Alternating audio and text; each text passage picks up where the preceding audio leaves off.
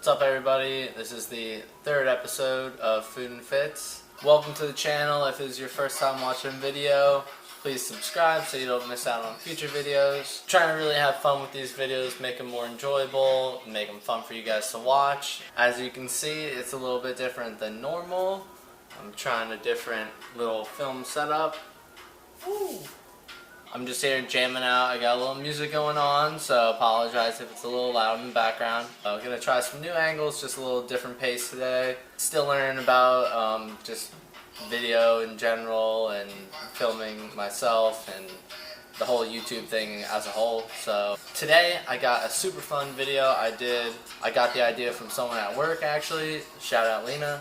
So the idea is to make a Chick-fil-A pizza. Just kind of for fun and for the enjoyment of it, I made this video on Sunday. So I purposely eat Chick-fil-A on days that you're not able to eat Chick-fil-A. I make pizzas all the time from scratch, make my own dough. Super simple recipe for dough. I'll show you how to do it. I went out on Saturday, the day before, to get all my ingredients. I got a bunch of Chick-fil-A sauce, some nuggets, of course some waffle fries. Got some bonuses, got some hot sauce and some honey that I made my own sauce. So I took a video of the whole process, start to finish. You can make it at home, it's super simple, and if you like Chick-fil-A, you're going to love this pizza.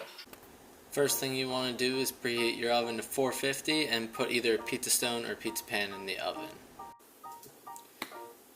On to that simple dough recipe I was talking about earlier. It's just two simple ingredients. As you can see here, we have some non-fat Greek yogurt. An easy measurement is going to be just 2 small containers of it. And then I have self-rising flour. I used 4 scoops. These are 70cc scoops I used from my protein container. Not sure what the exact measurements were. So you just mix those together. I use my hands, it was just the easiest way. And you just keep kind of incorporating it together until it forms a nice ball-like shape. Pat it together and knead it, and then kind of just set it aside at room temperature for a little while.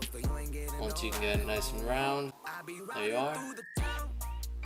You can do this next step right on the countertop. I chose to do it on this metal sheet just so I could kind of move the pizza around better later on. Once I was finished rolling it out, I kind of figured it's hard to get off the counter. Here you just want to add a little flour and then mix it around, knead it together, fold it over top of each other. It takes a little longer than you think, but you might have to add a little more flour here and there.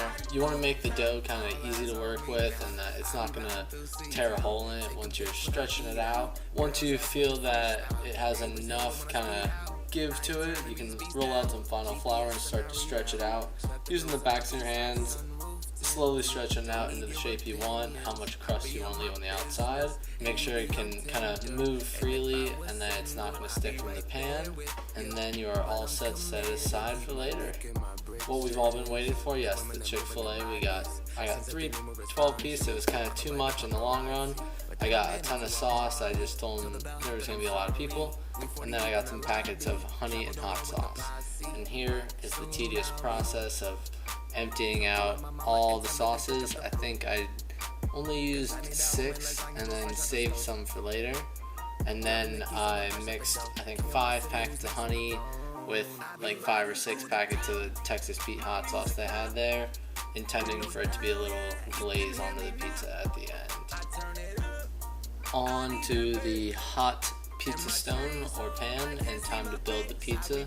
With the Chick-fil-A sauce base, kind of looks really mustardy in this video, but then I had some fresh mozzarella loaded on there. Love my cheese. And then I just kind of felt like Chick-fil-A was like a Swiss guy, so I went for that. And then of course the nuggets, I think I used about 1 full box, so I had some extras just to snack on throughout the video. And very doable for you to do at home. You don't have to order 3 packs like I did. And then of course some classic waffle fries, because what's Chick-fil-A without the waffle fries? Boom, YouTube magic, and we got a done pizza after about 20 minutes. Topped with pickles is optional, just kind of felt like it was a classic Chick-fil-A move, and then added my honey glaze on top. And there we have our beautiful Chick-fil-A pizza. Looks like a classic Chick-fil-A sandwich, and it absolutely tasted like one. What's up, y'all? Here's just a little play-by-play of me taking a bite. Didn't do it one bite. Everyone knows the rules. Barstool style, but it was delicious. Highly recommend it. Went back for seconds. So that wraps up my Chick-fil-A pizza.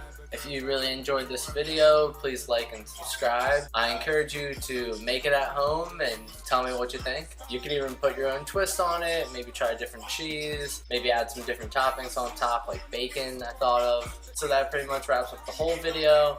And as they say at Chick-fil-A, it was my pleasure. I be riding through the town, my music loud.